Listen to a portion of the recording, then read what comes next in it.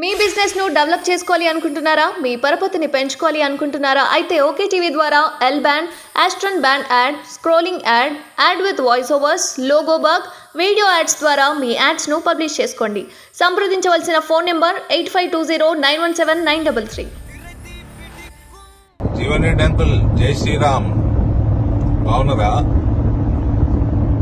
ఏదో నాకు అహంకారం అని మీ తమ్ముడు ఏదో ప్యాంప్లెట్లు వంచి చేపించి ఏదో వంచిపించిండట. మళ్ళా మొన్న ఇట్లనే బీజేపీలో సస్పెండ్ అయిన వాళ్ళని పట్టుకుని నా డిస్ట్రిక్ట్ బొమ్మ తలగబెట్టించిన వాళ్ళకి పోలీస్ కేసులు కాకుండా చూస్తా అని చెప్పిండట. సరే అంకుల్, నాకు అహంకారం ఎందుకు అనిపించింది అంకుల్? మీరు ఎక్కడ కనబడ్డా నాకు జగిత్యాలు వచ్చినప్పుడు గాని ఏడ కనబడ్డా అందరి ముందర మీకు పొంగి ఆశీర్వాదం తీసుకుంటా మీ దగ్గర. అందుకని అహంకారం అనిపించింది.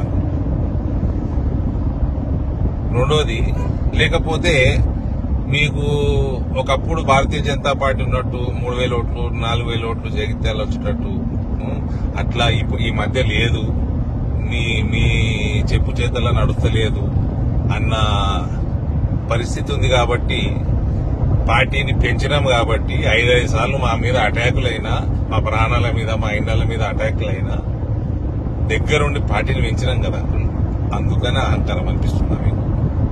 ఎందుకు అనిపిస్తుంది అంకుల్ అహంకారం? మూడోది, ఇవ్వండి ఏంది, నేను అద్దాలు పెట్టుకుంటే నా కళ్ళు చల్లగా ఉంటాయి, ఎండ బయట ఎండ ఉంటుంది, చల్లగా ఉంటుంది అని పెట్టుకుంటా. మీ తమ్ముడికి ఏమి వచ్చింది అంకుల్ నేను అద్దాలు పెట్టుకుంటే? చెప్పండి.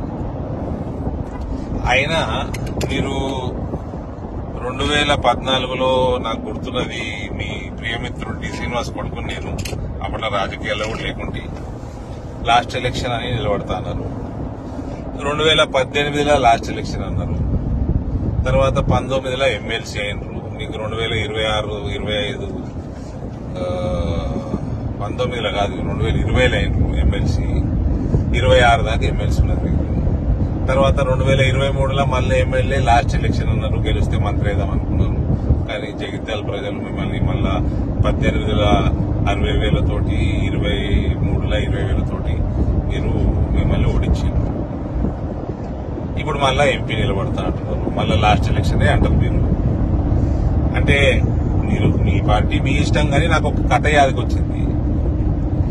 కథ కాదు, నిజమే ఇది. లాలూ ప్రసాద్ యాదవ్ గారు రైల్వే మంత్రిగా ఉండే.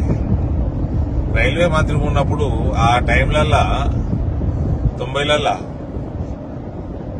మళ్ళా ఆయన మంత్రిగా ఉన్నప్పుడు నేషనల్ ఫ్రంట్ గవర్నమెంట్, తర్వాత యూపీఏ గవర్నమెంట్ లో వివిధ పోర్ట్ఫోలియోలలో ఒకసారి రైల్వేస్ చేసేట డేట్ కరెక్ట్ లేదు. కానీ అప్పట్లో బాగా దొంగతనాలు అవు రైళ్లలో. అయితే రైల్వే ఆఫీసర్లందరూ రైల్వే మినిస్టర్ లాలూ ప్రసాద్ యాదవ్ దగ్గర పోయినట. పోయి, సార్ ఈ పలానా స్టేషన్ లా ఎప్పుడు వచ్చి బండి నిలబడ్డా లాస్ట్ బోగిలా దొంగలు పడుతున్నారు సార్, దొంగలు పడి దోసుకుంటున్నారు, ఎప్పుడు లాస్ట్ బోగి టార్గెట్ చేస్తున్నారు. లాస్ట్ బోగి ఏమో స్టేషన్ బయట ఏటో మూలకి ఆగి ఉంటుంది. స్టేషన్ లో ట్రైన్ వచ్చినప్పుడు వీళ్ళు స్టేషన్ లో ఉన్న స్టేషన్ మాస్టర్ పోలీసు వాళ్ళని తీసుకుని ఉరికే వరకు ఆ దొంగలు వారిపోతున్నారు. అంటే లాలూ ప్రసాద్ అన్నమాట, ఇంత పంచాయతీ ఎందుకయా, గమ్మున లాస్ట్ బోగి తీసేస్తే అయిపోతుంది కదా అన్నమాట. గట్ల ఉంది పరిస్థితి. అంకుల్, మీరు పెద్దలు, నేను మీ కొడుకు లెక్క, కొడుకు వయసు నేను ఎలక్షన్లు కొట్లాడదాం, ఏమి ఇబ్బంది లేదు, మంచిగా కొట్లాడదాం, ముందాగా కొట్లాడదాం. కానీ మీ ఇంటి వాళ్ళకి చెప్పుర్రి, కొంచెం ఇట్లా చిల్లర వ్యవహారాలు చేయొద్దని చెప్పుర్రి.